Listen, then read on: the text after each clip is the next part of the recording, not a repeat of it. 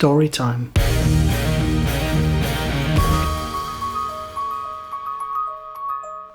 As most of you might have discovered, I've been away for almost a year, and the reason is that I actually have been making a documentary for Fujifilm Japan for that whole year.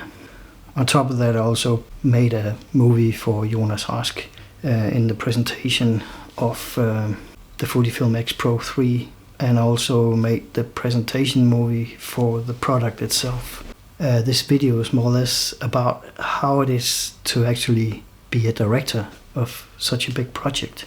It's almost feature-length cinema documentary, and it presents a lot of different challenges that you have to deal with. But let me start from the top. It actually started in 2018.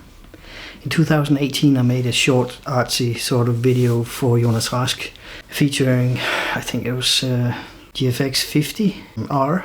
We both agreed that we wanted to make a more sort of artsy film because we thought that, you know, those product movies had a tendency to be a bit clinical. So we wanted to sort of express ourselves more. In Japan they liked it so much that when I came to Photokina in 2018, I was actually not even invited. I just went there because I wanted to meet some of my colleagues, and I wanted to see the film being presented on a very, very large screen that Fujifilm have. That was during Jonas Rask's presentation. But anyhow, it ended up with Kunio Aoyama from Fujifilm, who is the event guy, who also transitioned into being a product planner for the X-Pro3. But he came up to me and put his hand on my shoulder and asked me, "You make long movie?" I was a bit bewildered with the question because I didn't really understand what he meant.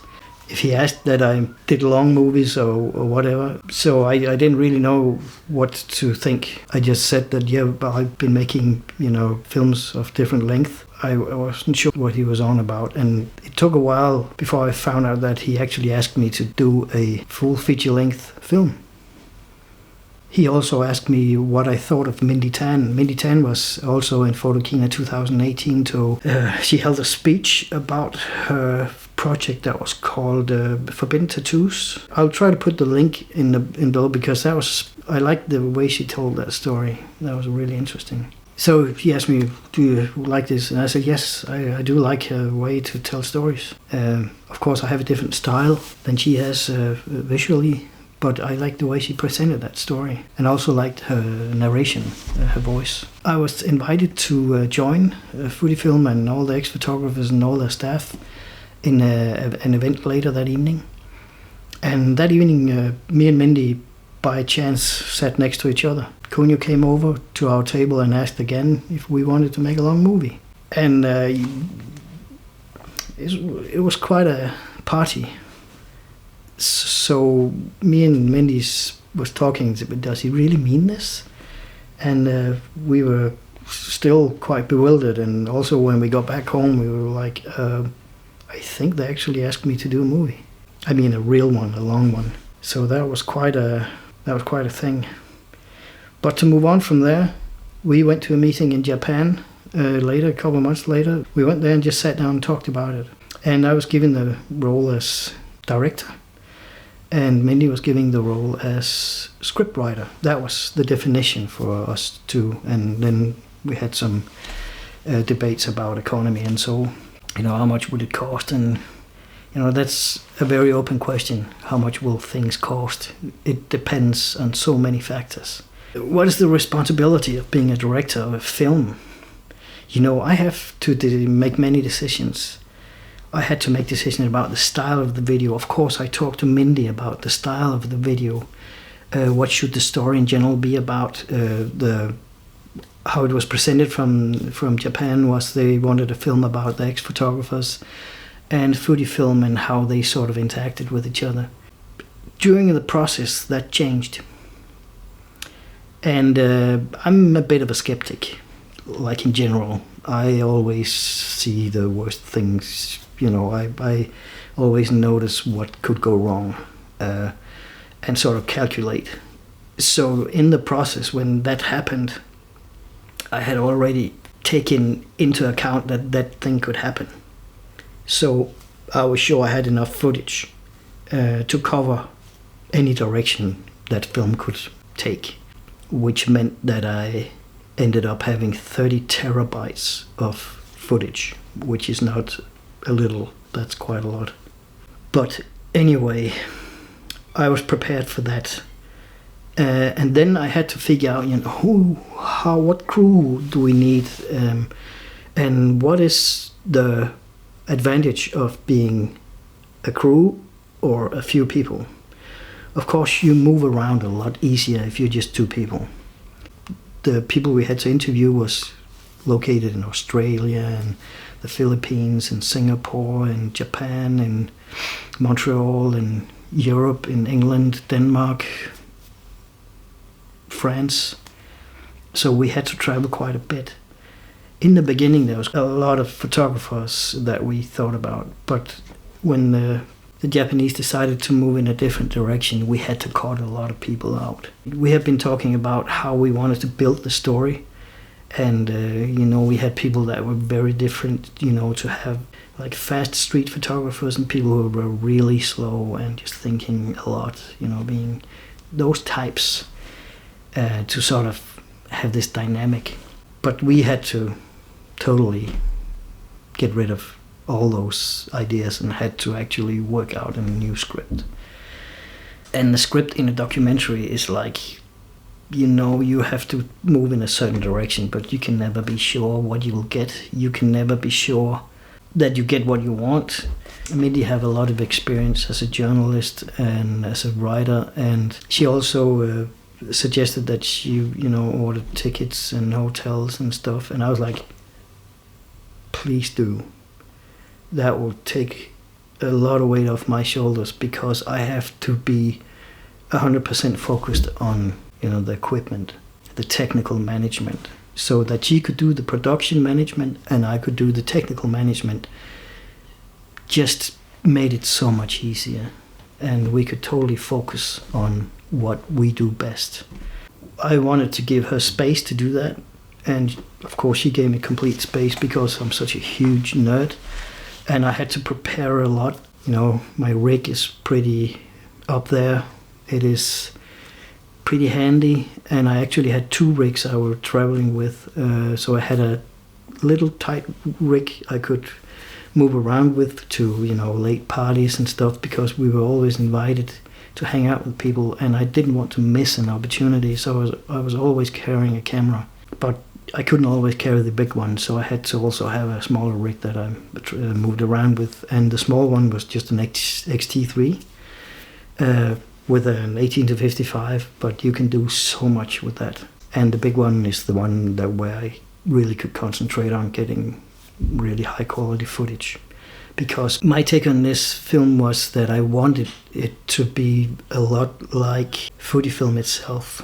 As you've seen in the movie, if you've seen it yet, the film is called Camera Punk, is about how they really dislike digital cameras and try to make their cameras like analog cameras. The whole experience with using the cameras is an analog experience. So I wanted to sort of have everything oozing in that direction. So I chose to make it more cinematic as much as I could. I really wanted it to have the feel of what they are all about. That was my focus. We didn't agree on this in the beginning, me and Mindy. She wanted a more like handheld, run and gun style, but being the director was my role, so I sort of took it upon myself to be the dictator and said, nope, it's going to be cinematic. End of story. And that can be the hard part, because it's very difficult to make a compromise between run and gun and cinematic, because they don't really connect well. So I just had to cut through and say, no, it's going to be cinematic. If we succeeded, it's up to you to judge. But that was the direction that I sort of took. The way the story unfolded was that Mindy did all the interviews, and we always talked about it. It's different talking with engineers than it is talking with creative people. So we had to adjust the way we phrased the questions because at the first interviews, some engineers were like stunned from the more like creative questions, and we had to rephrase a lot of questions to sort of get more precise answers, or else I would end up having let's say a party trying to cut full sentences in English from not so well speaking Japanese people. When they speak English, some are much better. The Toshi, the top guy, is pretty good. Shin Uruno is pretty good. The way they speak English is quite interesting because, of course, it reflects the way that the Japanese language is put together. So sometimes the way they phrase things really is the way that Japanese, it's like a Japanese sort of English, and the Japanese is very different than English. So that was a challenge in editing. Big one. Took time. I'm going into many details here, but I hope it's interesting at least. Alright, what are we doing here? Yeah, about this giving people tasks, I wanted a sound guy for a long time. Problem with that is I really wanted us to be quick. That we can move from place to place quickly, jump in a car, move around, jump in people's cars, because very often we were driving with people and we would get into a few problems if we had one guy extra even, or two guys extra if we had a stylist as well. So I ended up deciding, no, we're going just two. We're just doing this. It might be a stupid decision, but I decided that we went for two people. Next time I will hire a sound guy, because sound is so goddamn important. And you really need somebody you can trust. And also I want a wireless signal from whatever they record directly into my camera. So my number one camera always have the best possible sound right there, right then. And then later I will do the time syncing, and also I need to have a way out if some of the audio disappears. I tried that before, where the sound, there was a girl, it was so difficult at the time. There was no software that could sync up sound, and she had misunderstood the way it worked and had just pushed record and stopped the recording when I'd done like 10 or 15 takes. Even with the clapping, she just ignored it and just ran through. And that was impossible to sync. And you learn by those experiences that you really have to trust the guys you work with. You really have to. So because of that, I didn't want to risk anything, and language difficulties. I didn't want to hire local sound guys to try to save some money on flights. I really wanted one I could speak with, a Danish guy. But the one I asked didn't have the time for it. A lot of other small things I had to make a decision about ended up being just, no, we're going to do it two people. Big job. But that's the way it worked. And I think we also got closer to our subjects in that film because we weren't like a crowd. It was easier to connect with people. And that was a huge gift on this whole journey. Mindy did the production management. She did the interviews. She made the script. Always we're communicating about those things as well as shots. I was a technical manager. The whole data management thing takes a long time. When you get back home on the hotel from a long day of shoot, you want to go to bed and sleep, but that's not going to happen because you have like maybe 1,528 gigabyte cards that you have to unload into a computer onto 2 hard drives to be absolutely sure that you won't lose anything. So I didn't get much sleep last year in 2019, to be honest. I asked if we could add some dates to it so I can get more rest and the data management would be less tough. And of course we did that, so I got less worn out by this not sleeping. And that's the thing when you are just two persons. You have to work a lot. Mindy also was a second camera operator. But there's a thing when you're two operators and you're doing documentary, which is that you're often looking for the same shots in the same angles. So I actually had to pull the plug on that one because we were just fighting, to get the same, sit in the same place. And Mindy is more like a documentary style, street style photographer. So she's quick, moves around a lot, and I'm more like I set up my camera and I stay there. And then suddenly, you have a photographer in your shot and you don't want that. So I had to pull the plug on the second camera thing. And then had to cover more. To be honest, she was very useful up until the point where I will pull the plug just to spend less time on trying to get your shot. And that's also, that's my call. I have to take responsibility for that. When we wrote the first script, or Mindy wrote the first script and did the pre-interviews with people, asked them if they could or not, it was quite difficult to cut people out because there were some people we really wanted in, but we had to decide for another group of people or less photographers. And it's always hard when you cut people out. In the editing phase, I had to do it again, and that's not, it's not a joyful experience to have to cut out people. We had a whole segment with Masa-san, who's the main designer of Fujifilm. I have an infinite respect for that guy. He's massively cool, plays the guitar, he's very creative, he lives in a beautiful home with a beautiful wife and a beautiful daughter and writes a Harley Davidson. He's like super cool.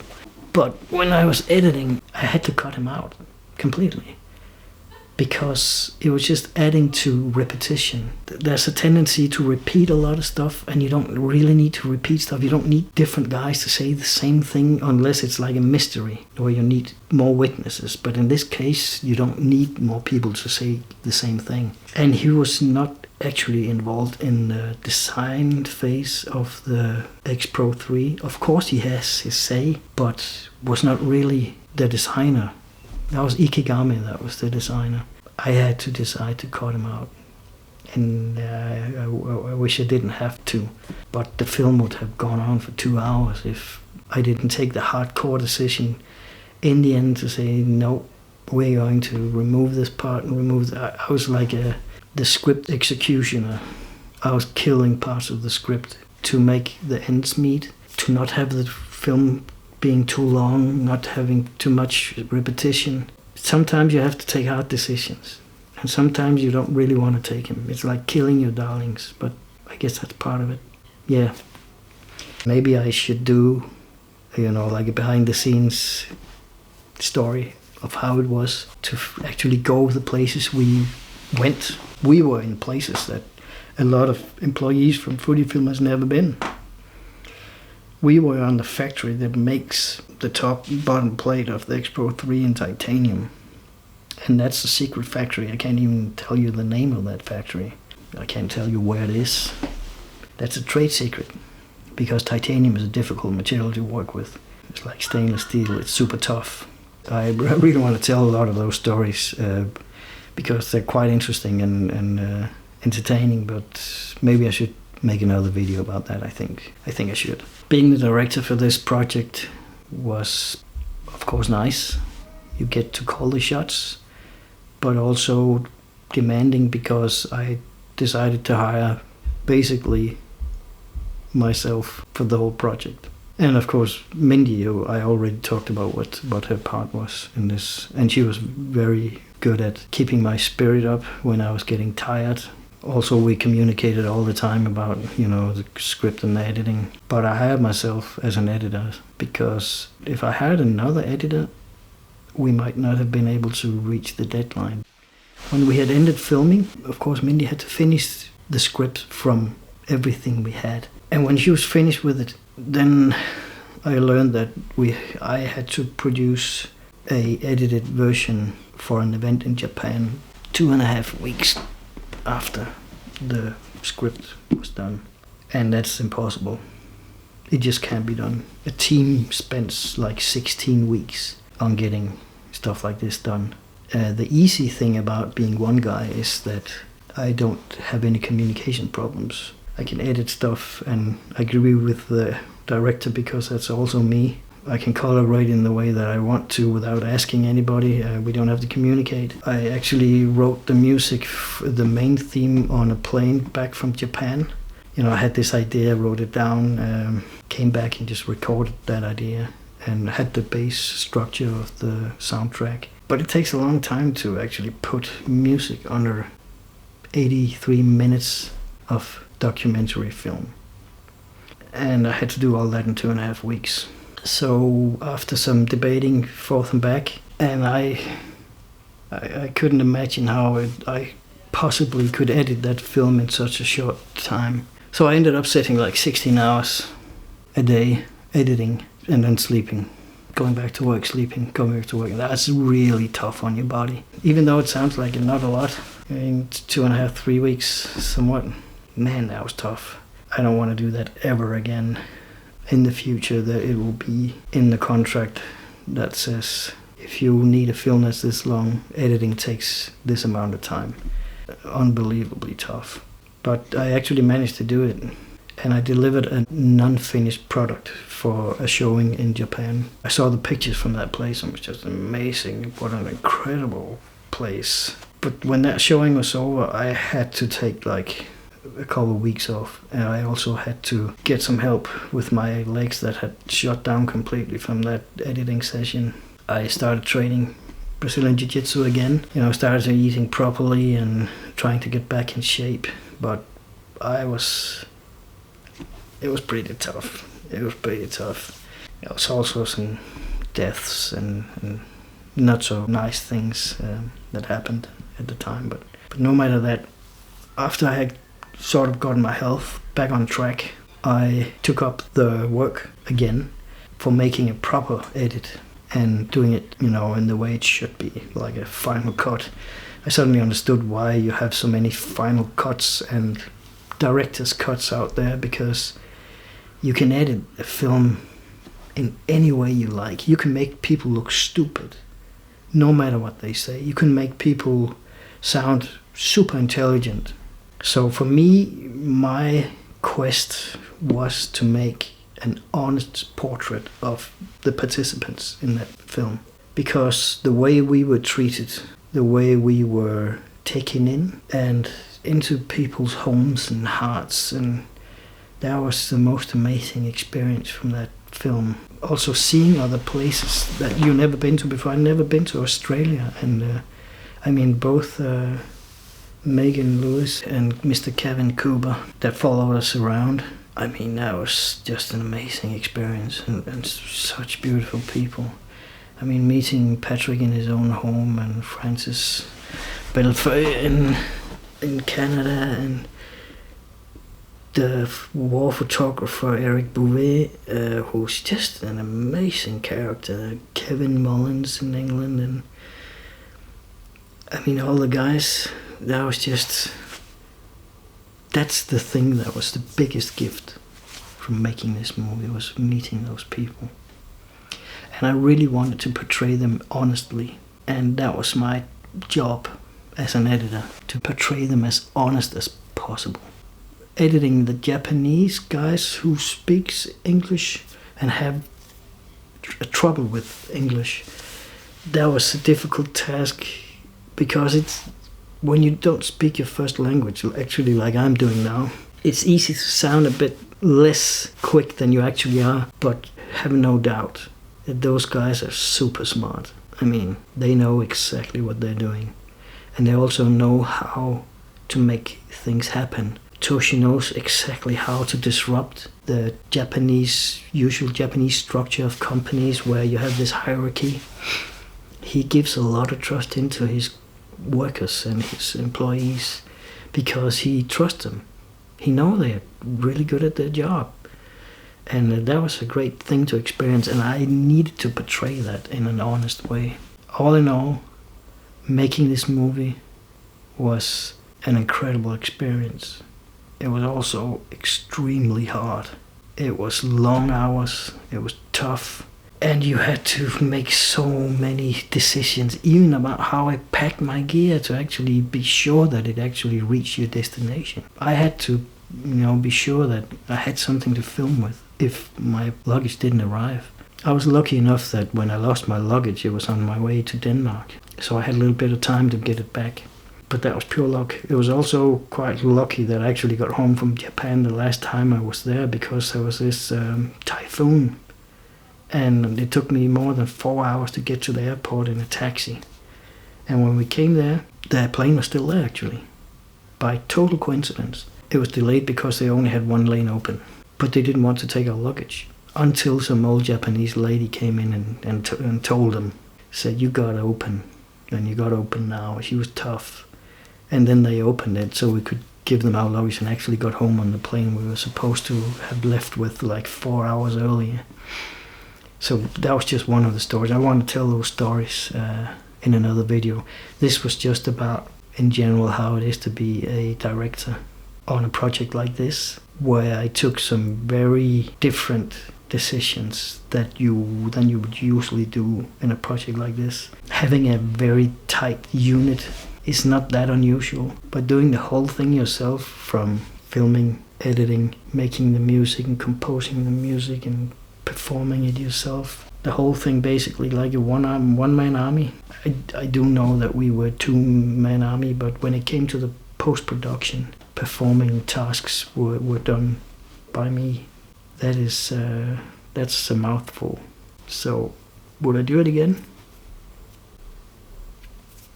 Yeah, I would do it again. I think I made a lot of correct decisions. I also learned a lot. I also know that every project is different. You have to make the decisions that will make the whole general film land in a good way. And you can't believe how scared I was the day before the launch. I was scared, from people's reactions. I didn't know how people would react to it. You have been sitting there so long in your own bubble, and you never really, does this work? You're not really sure. Is it good? Does it suck? Is it honest? Does it really work? But the reactions were actually really good. And then I could relax and, okay, we actually made a film that reached out and actually connected with people. We didn't make a movie that nobody understood. We actually made a movie that people could relate to. And that is really important. Oh yeah, there's one thing I want to share. When you have people who speaks, not the best version of English you can have, there's a trick you can use, which is subtitling, because the whole subtitle thing is a thing of its own. There's a trick if people speak bad English. If they pronounce stuff in a way that is a bit hard to hear, the smart thing is actually to time the subtitles just a tad before they say the word. Because then when people see the movie, they will actually read the subtitles just a split second before the words are spoken. And then that is what you notice, and that will sort of cover up, bad wording or bad pronunciation. So that's a little trick for using subtitles. And then you have to deal with errors. There will always be errors, and there are a few errors in that film that annoys the hell out of me. Details. Small details that no one notices, but I see them, and that's what you just have to let it go. The film is out, so errors happen. Can't do much about it. About the cop in Game of Thrones that was sitting right there. Well, just happened. Let it go. So that's what I'll do right now. If you made it to this point, I have to congratulate you to actually follow it through. And I hope this story about how it is to be a director of a project like Camera Punk, how that is. There's of course a lot more to say. I could talk for hours. I will make another video with all the stories. There are many stories, but those will be more on a personal level about experiences, how we got around and things that happened. They're mostly funny. So that will be a more uplifting film than this. But I guess that was it. Thanks for listening through all this, and I'll see you next time.